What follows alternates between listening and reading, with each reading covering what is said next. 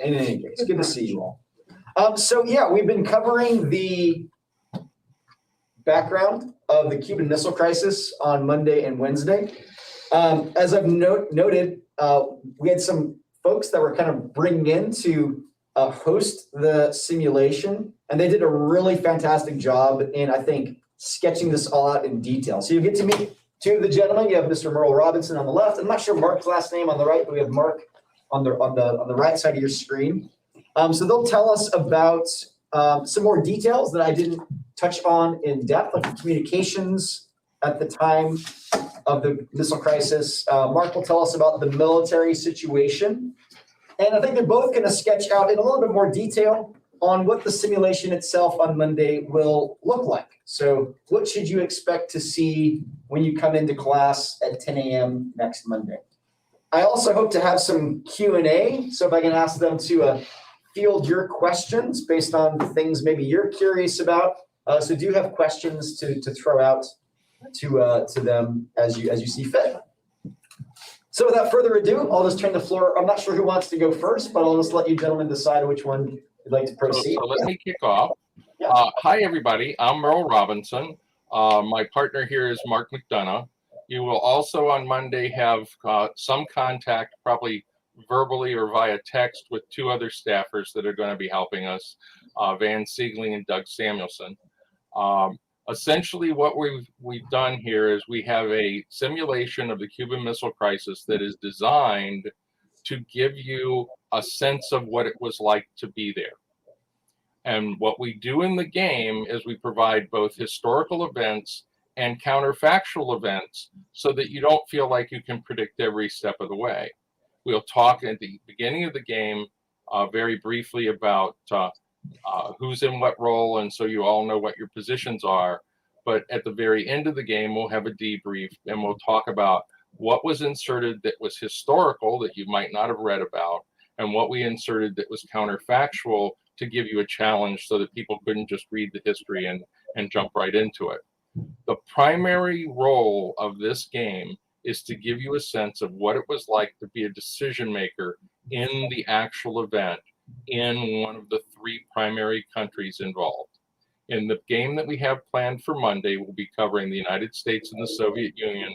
Those will be the only two countries that we'll be running. We have run this game more than a dozen times at various events, including for military officers, because we do events both at academic venues and professional venues, as well as hobby conventions. So this is something we've been doing for a while, and we were very happy to be down at Campbellsville for some live events 2 years ago. But this is how we've translated things to online to make it practical for us all to be together during the fun that we've had over the past year or so. So I'm going to pop up a really quick chart, and then I'll go to another set. But basically, here's what we're planning to do. I mean, Hosea has talked to you about Cold War relating to the crisis. Right now, we're introducing ourselves. We're going to describe the basic setup for the game. We're going to talk about Discord, which is the primary, one of two primary tools we're going to use to help manage the game and let you get that sense of history. And then we're going to review the military situation at the game's start. So I'll take that down, and I'll come back over here and toss this one up. Okay. There we go. All right. So this is meant to give you the simplest perspective. I'm going to try to make our pictures a little clearer. That ought to make it better. This is to give you a very simple perspective of what we're coming up to. I mean, prior to the crisis, basically the United States had been the major trade partner for Cuba. It had a large number of properties that U.S. citizens had owned in the country. It was a longtime ally of the United States and had been included under the Monroe Doctrine. As you know, for a period of time, it was occupied by the United States after the Spanish-American War. And when Fidel Castro came to power, everybody sort of assumed he was going to be pro-U.S. If not, they figured the CIA would handle him because that's the way in the old days we did things. Small countries, we routinely intervened in their affairs in ways that would not be considered acceptable today. The Soviet perspective of this situation was this was a true ideological revolution with a potential base that they could penetrate the Western Hemisphere. And the Cubans were very cautious because they had basically lived in a functional colony for their entire history under the Spanish and then under the Americans. They started to build a feeling of nationalism and wanted to break away from U.S. influence. And there was a certain amount of backlash to the high level of U.S. involvement and investment because Cubans didn't feel like they really controlled their own destiny.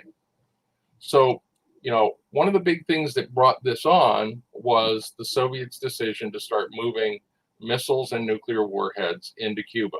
And this gives you a real sense of what happened. You went from, it took 15 to 30 minutes before a missile from the Soviet Union would reach America to a matter of mere minutes. And that was a legitimate concern during the period. Quick slide of a couple of the missiles involved. So this is the key thing.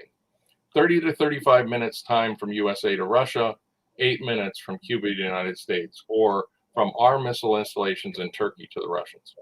That's a big part of what went on. Now, the one thing I really want to stress in this is communication was a key issue during this entire crisis. And remember, in 1961 and 62, there was no hotline between the USSR and the United States. In fact, if you wanted to call Moscow from the United States, you went through multiple operators and switching lines between the United States and Europe, and from Europe to the Soviet Union. So one of the things that gets reflected in this game, because we basically run a time clock, is the methods of communication. For practical purposes, they had two ways they could communicate: via radio and TV with signals bounced off the ionosphere. And those things were relatively quick, but they were public. So during the crisis, you might have seen, if you've studied this a little bit, that both Khrushchev and Kennedy went on TV to be sure that the other side heard exactly what their thinking was. Then the primary way people communicated was through transatlantic cables. And that was a big problem because they didn't have high bandwidth like we do with the internet today. Their telephones were different, and the main way you sent official messages was by telex. And telex, back in the old days, we used to call Twixes. And essentially what that meant is you could send a message that was generally in each message somewhere around 3 to 4 sentences, maybe a paragraph. That had a huge impact on how communications are handled, because the other thing is when you're doing official communications, here's how it worked. Say the president decides he wants to send a message. He has a secretary in his office, he dictates the message. They then take that to the message center, where someone takes what he wrote and converts it into code, where they will then encrypt it and send it to the embassy on the other end, where someone has to decrypt it. The ambassador has to read it. He has to decide what he's going to do to implement it. And then they're going to write a message in Russian to the Russians and carry it over. That process generally took about 12 hours for a message to go from Washington to reach its intended recipient in Moscow, which means for practical purposes, even though you get information during the course of the day in the game and in reality, it would be the next day you'd hear the answer to the questions or the issues that you raised the day before. Also, because all this stuff is handled by so many people, we haven't factored in reviews. So if you want somebody on your staff to look at it before it goes out, so it's worded exactly right. And we haven't talked about the kinds of problems you run into in translation, because there are some phrases you cannot directly translate between various languages, which means the message you thought you sent may not be exactly what they received. And they can choose to reply or not reply. So essentially, what we want you to understand in this process is you're going to have imperfect information, just like the actual leaders during the crisis. You're going to know part of the story, but not all of the story. And over time, you may get a more accurate picture as multiple reports come in. You're also going to have issues of feeling like you're getting a reasonably timed response out of every actor that isn't in your group when you started. You're all going to be essentially the executive decision-making body of each nation that's involved in the crisis. So you're going to be President Kennedy and his cabinet and advisors. You're going to be Khrushchev and his Politburo and advisors. And you're all going to have different sources of information to a limited extent, but you're going to have a position and knowledge that is unique to each one of you. So that's the key background that I wanted to be sure we covered. Let me take that down. And then the next thing I want to cover very quickly is the tool we're going to be using, which is Discord. So give me a second to change screens and we'll come up with Discord. Okay.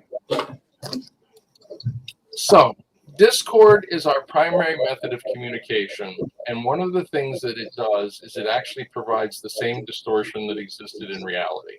And that is that you're going to send typed messages to other countries and receive typed messages in return.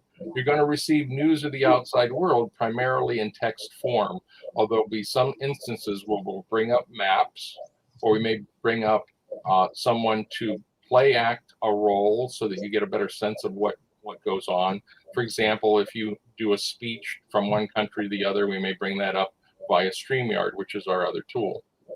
But what I want to do right now is give you a quick guide to how this works, because as you have your roles assigned, you're going to see a number of folders that you can get the detailed information you need to look at before the game.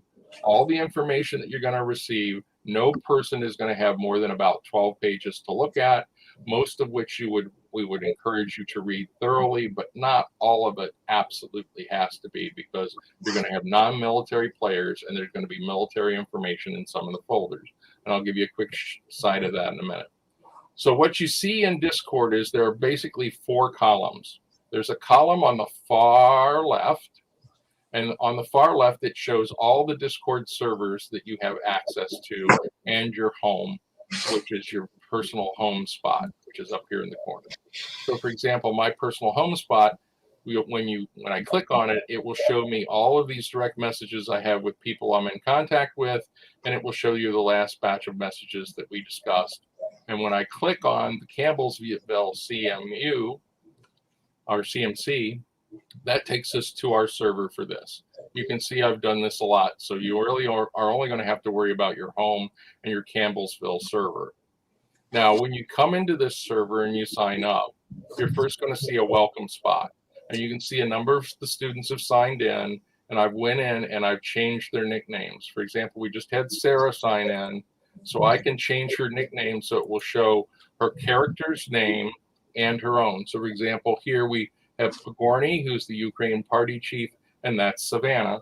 And I'll update these as she sign in over the course of the next couple days. When you get access to that folder, you're going to see more of these folders in the second column. The second column basically has 2 kinds of things in it. It has text channels and voice channels.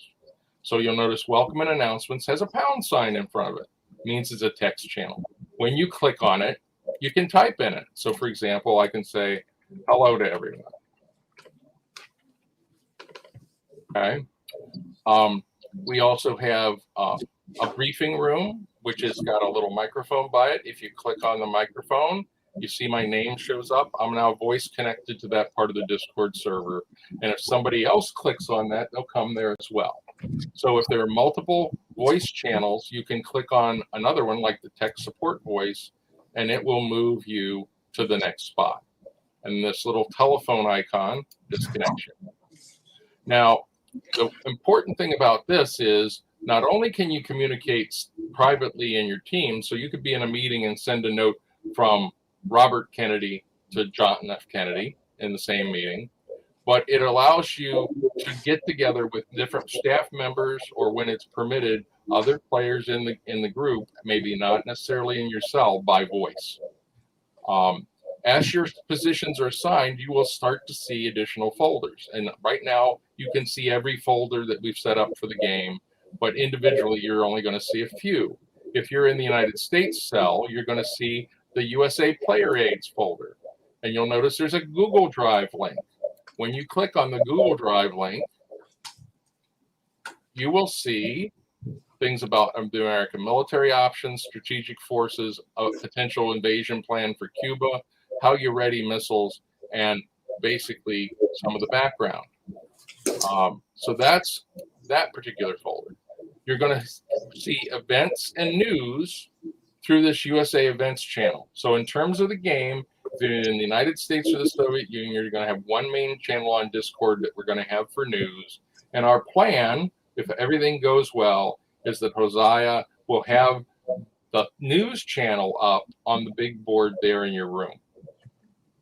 Because you're going to have a private view on your device, whether it's a laptop or a cell phone or whatever, because Discord will work with all of those things, as well as being able to see the common news events of the day, because you're going to see things from NBC News or Pravda or various sources that were there during the event. So if there's an engagement or plane shot down or diplomatic initiative that you should be aware of, that's where you're going to see it. You'll also see that we have other folders, for example, internal orders to the cell. So if you're a military commander, you can write something there to our staff and we can adjudicate it. So, I'm going to put all the bombers on alert type of thing. And then you see there are a number of message folders, the USA to the USSR, USA to Cuba. And these are the diplomatic telegrams that we talked about just a minute ago. If you're in the Soviet cell, you're going to see Soviet player aids. And they have a comparable set of documents. And you can see they have the voting rules, they have responses, and so on. Okay, what their choices are. And they're going to have their own events feed. So now when you get a position as an individual, you're also going to be able to see a particular player field, which is like, for example, here's Nikita Khrushchev. He's going to see his picture. He's going to see a background file. And when he clicks on it, here's the description of Nikita Khrushchev's motivations in history and background. So this is privy to you and your role. What I want to emphasize throughout this game, what we want you to try to do is role play. Try to act like you think that person would act. Realize that this game primarily focuses on choices and circumstances, and that we don't expect you to all act like you really grew up in the Soviet Union or in the United States in the 1950s and 60s.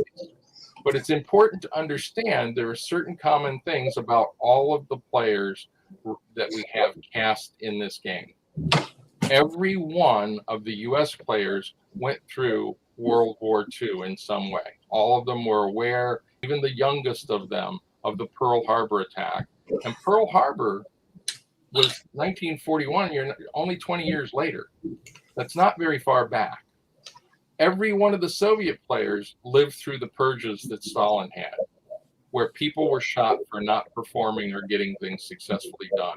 Khrushchev, for example, was one of a troika of 3 guys that was in charge of what's now Moldavia, back in the period when Stalin had integrated it into the Soviet Union as part of his deal with Hitler, and he was writing death sentence orders for people throughout the area that opposed the Soviets. So none of the people involved in this, in the roles that we've set up, did not experience the war. They experienced the Second World War from varying perspectives, and that's an important element. You are allowed to ask us questions during the game or at any time, and the way to do that is to send us a message. You can do that either through one of the fields that we have here, like the MilCon orders field. You can ask a question of our military controller, or you can go to the tech support line, and we can send you private messages that only you will see. You can also type them in your player field. For example, here, this is the John F. Kennedy field. John F. Kennedy could type his question here and we'll see it. Now, here's the one other cute trick with Discord. It will show you if you've read all the messages. See, this briefing room is highlighted in bold? It's because there was a message I hadn't read there. So whenever you post something, we will see that you posted something that we need to address. It's a wonderful thing. And you will be able to see anything that you have not read the same way. So if there's something that's going on in the news and you're busy in another text channel, you'll be able to see that there's something that you need to pay attention to. So as I mentioned, your home channels here with the face at the top. The Campbellsville Cuban Missile Crisis game is the icon for the server.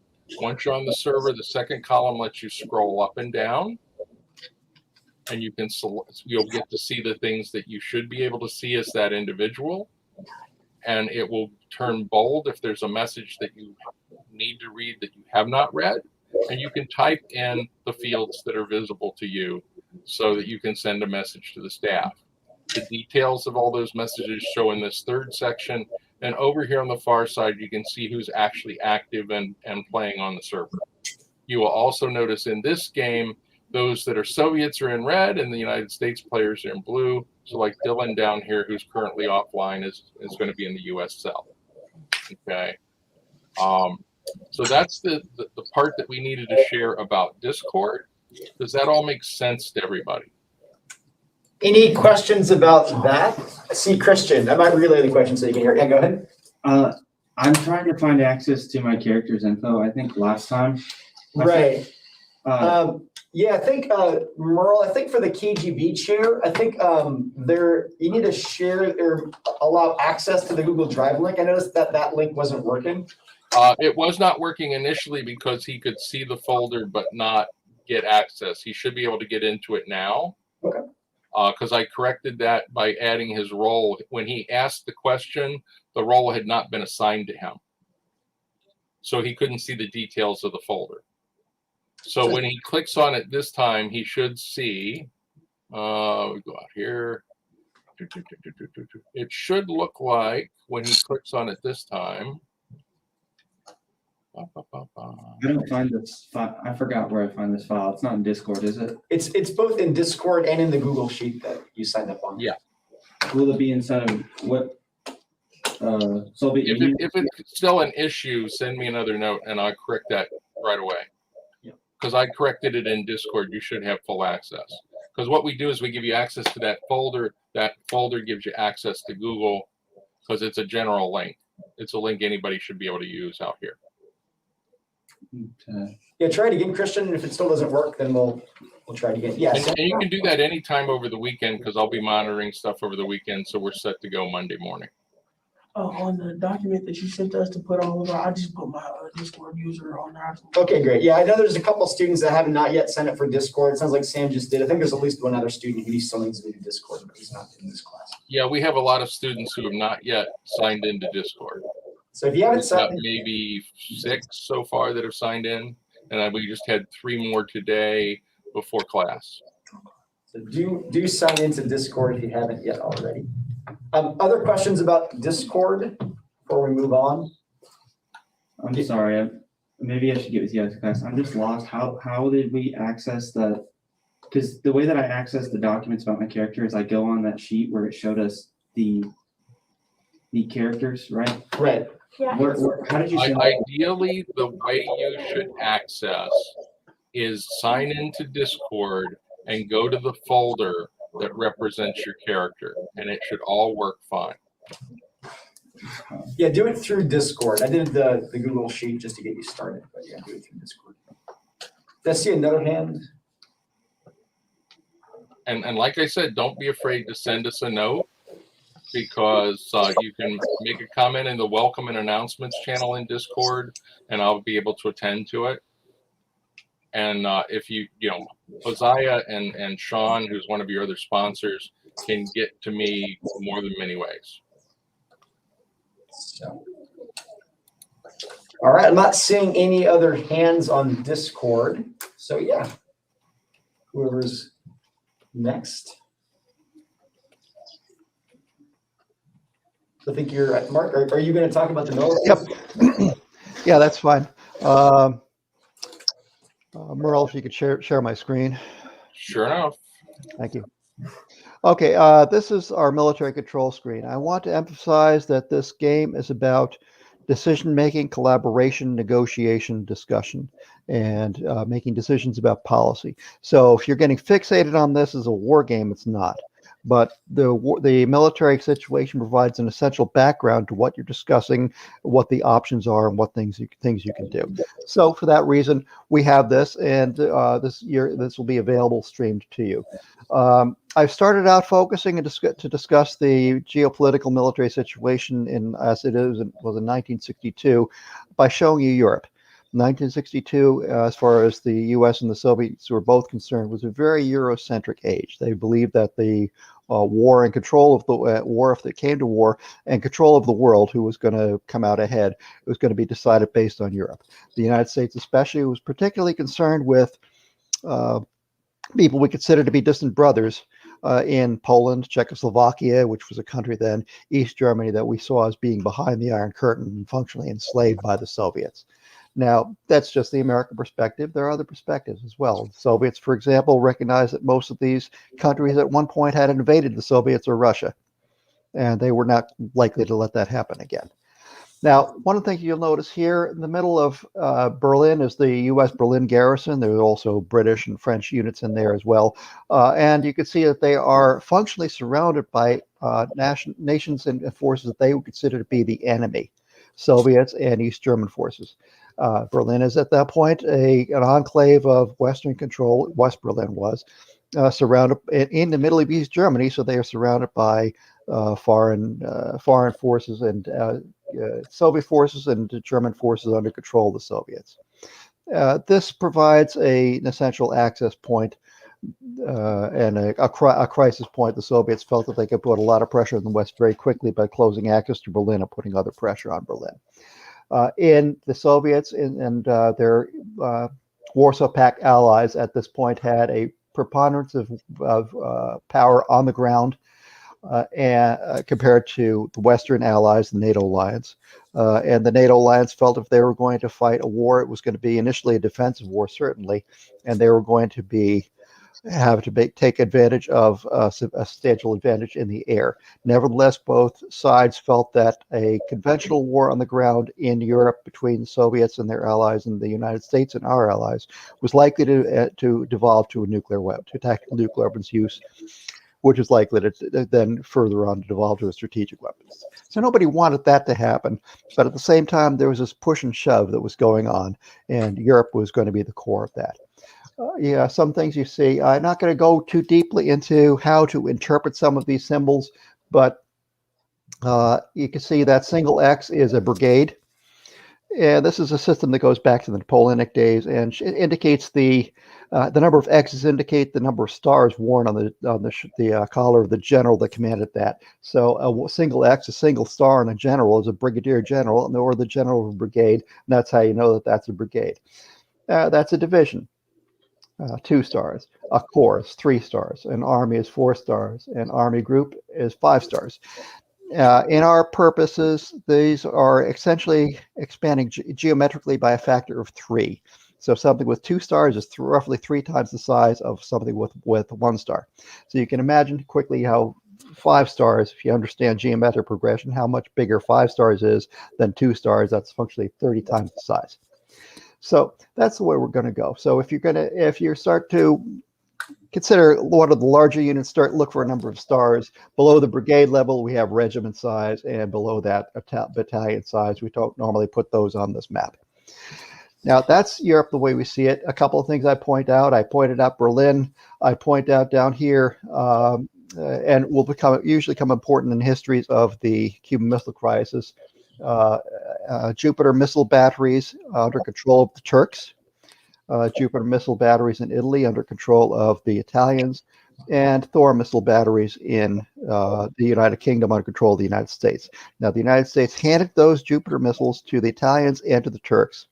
We retain control of the nuclear warheads. That's often glossed over in any histories you read of the Cuban Missile Crisis, most of whom seem to suggest that those are U.S. missiles in Turkey, and we could pull those out at a whim. The Turks, in fact, took great pride, national pride, in the fact that they had these ballistic missiles. They owned these ballistic missiles that could hit the Soviets. And Russian-Turkish animus goes back centuries, after all. So they were very happy to be part of NATO and to have these missiles. And pulling them out was actually pulling the rug out from under the Turks at the same point at that time. Notice down here, B-52s, Combat Air Patrol. Those are aircraft in flight, uploaded with thermonuclear weapons, and their attack plan, their contingency plan is to attack Russia from the south. They are in the air 24/7 in this day and age. Strategic bombers uploaded with thermonuclear weapons, ready to strike the Soviet Union. Now, one thing I would like to cover when we discuss the Cold War is the strategic situation at the North Pole. So we see those same bombers on alert, ready to attack the Soviet Union. We see the Soviets have bomber groups as well, ready to attack America.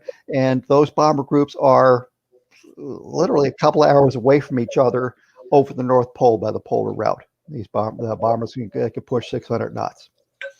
At this point, the ballistic missiles, some ballistic missile submarines are relatively fledgling as far as the Soviets go. The United States has been deploying them for some number of years. The Soviets have gotten those out to sea as well, and those are generally the Soviets generally have a handful of missiles in a position at sea ready to attack the United States. Insofar as intercontinental ballistic missiles, the Soviets have been making a point about how there are a whole bunch of that. Khrushchev especially said that they're turning out missiles like sausages, trying to convince the United States and the West that the Soviets are ahead of the missile gap. In fact, the opposite was true. The Soviets are behind in this day and age, and the United States knows it. The Soviets have about 40 intercontinental ballistic missiles total, to about 150 on the U.S. side. But one thing worth mentioning, we mentioned this is an era before email. This is an era before GPS. This is an era before real-time satellite surveillance. And actually knowing precisely where those missiles are in terms of being able to target them was not something that not intelligence that the United States had at this point in time. Now, this is a game about Cuba. Now, Cuba, as mentioned, has had a long history of the United States, primarily history that is arguably colonial and a history of subjugation. One of the things the Cubans are, that's arguable, you could say one way or another, but one thing is that the Cubans, who may not like Castro, one thing that a lot of the Cubans can agree upon is that they don't want to see the U.S. Marines landing again and taking control of the island. Now, the Cuban Missile Crisis is kicked off by the U.S. discovery of medium-range ballistic missiles, what we call an SS-4 Sandal, installation sites being built in Cuba at 4 different locations. Those were sited by U.S. U-2 high-altitude reconnaissance aircraft. They were making flights every day or two, and they discovered one day, what on the ground were very clear installations that we were recognized from Eastern European surveillance of these missiles themselves. The United States did not understand the totality of the Soviet investment in weapons in Cuba. We could probably discuss that in the aftermath of everything that the Soviets were actually putting in that we didn't really understand at the time. But for now, the introduction of ballistic missiles into the Western Hemisphere, the Soviet ballistic missiles in the Western Hemisphere, was something the United States felt they couldn't tolerate. And the U.S., after all, had a long history going back to the Monroe Doctrine of saying that we had a right to control things in our hemisphere, as well as a perception at that point that we were in a ideological life or death conflict with communism.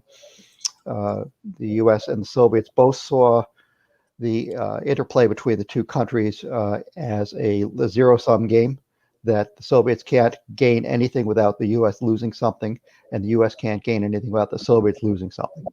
So that made negotiations rather difficult in some cases. And that's what I want to talk about. We'll be streaming these maps in some manner. I'm not sure we've completely decided exactly how, but you'll be able to see that and be able to interact with me. I will have several identities on Discord logged in several manners, and some of them are just streaming. So if you can't reach me one way, try another. Usually they're going to be discussing MILCON, military control, or MILCON streaming. And that's what I have to say. Any questions about the military situation, the use of these maps, and the how we're going to be operating the military control. Questions?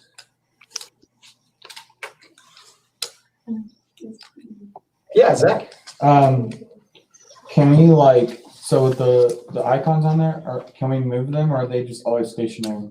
I can move them, and I will move them based on your policy decisions and the orders that you give. Yeah, our expectation through this game is that you don't have to be an expert on how things get done. There are certain elements of the crisis and the situation that you need to be aware of, because, for example, in the background information for both the Soviet and the American cells, there are descriptions of how long it takes to fuel a missile, the fact a missile can't stay fueled forever, you have to take the fuel out, you have to stand it up or stand it down kind of thing. You don't have to know the details of how long it takes to move units from one place to the other. We have that expertise. We're not making it up. We really know how those things were supposed to work during the period, as well as a lot of things contemporary, because we run contemporary games as well. The real issue here is that you're in charge of making the decisions. And if you have a question where you don't feel you have sufficient information, that's why our staff is present, because we've studied this and can give you a reasonable and accurate answer. So if you have a question, we'll tell you whether or not your staff knows it, or knows the answer to that. And if they do, we'll give you the kind of answer they would give you. That all make sense? Through this whole process, we want you to be able to hit the easy button so that you can always contact the staff. You've got your instructors there on site that can help coach you about the basic history. And you'll be able to have a simulation that will give you a real sense of what it was like to be there and the kind of challenges. What did you know? What did you not know? How hard was it to get agreement? And one of the things that it will bring home very quickly is how intense this was, because there's a time clock. We compress it even a little more than they did historically in the game, in that you've only got a little over an hour, hour and a half to play. So every day is going to be about 15 minutes long. So that sort of gives you a sense of it. And because the messages have to be short, you have to be able to make relatively rapid decisions as a group and have a sense of where you're going, rather than doing things arbitrarily. Other questions about anything that Merle just said, the military situation, or about the gameplay itself?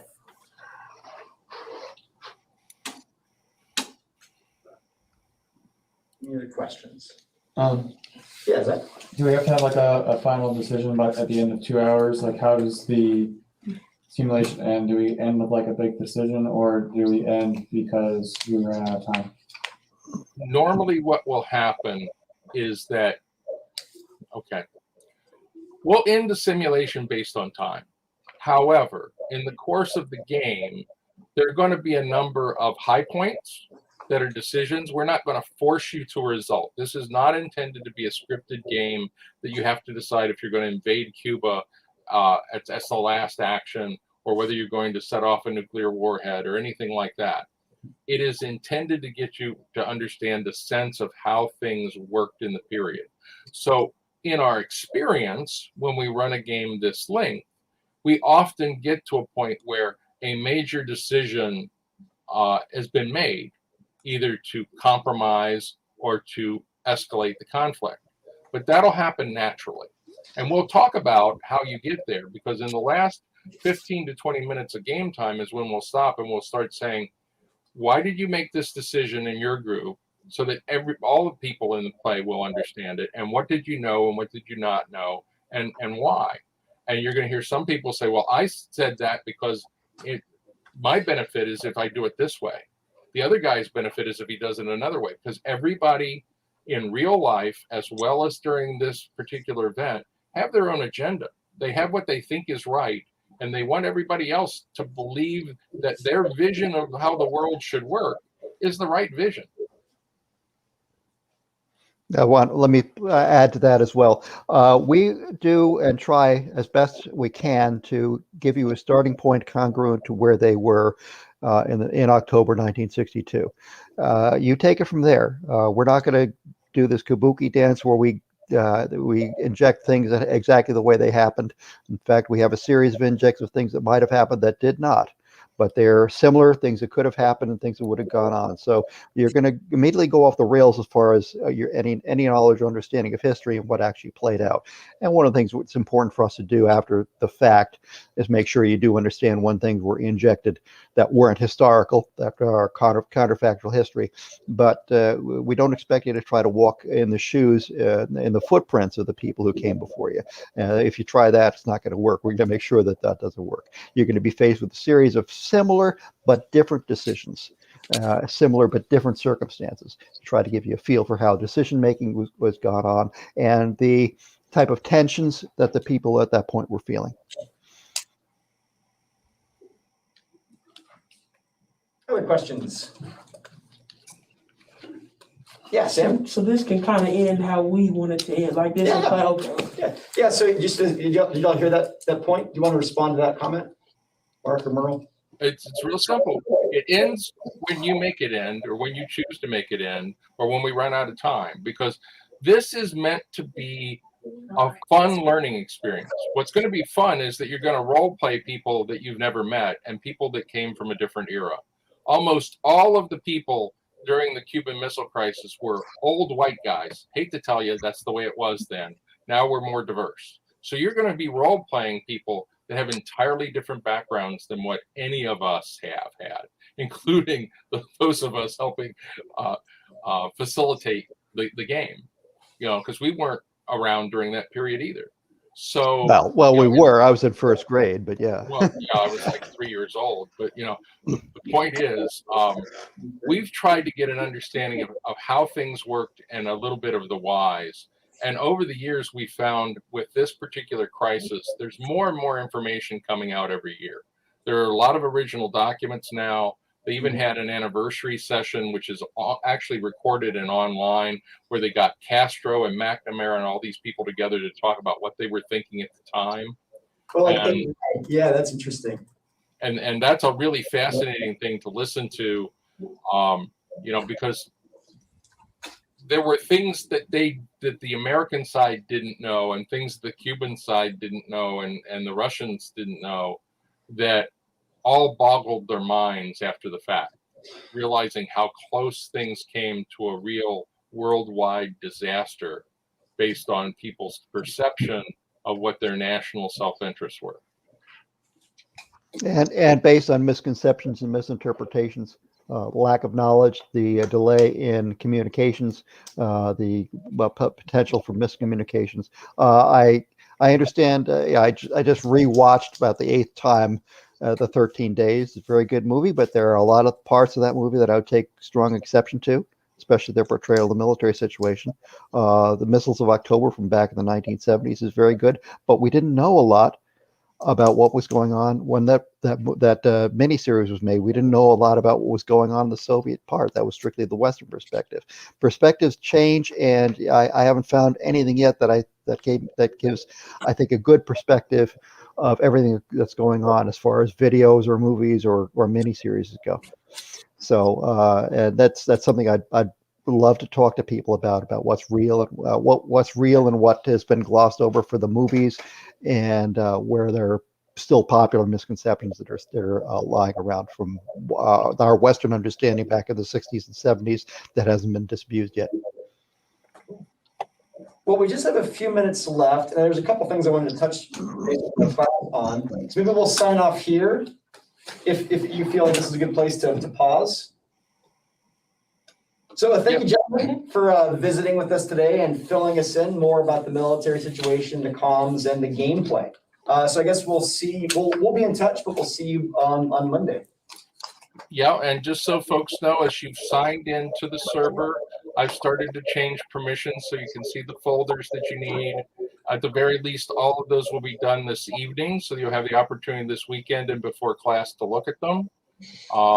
What I've done for the nicknames is I've changed people to the name of their character, their character's role, and then their first name and first initial of their last name, so everybody can track them.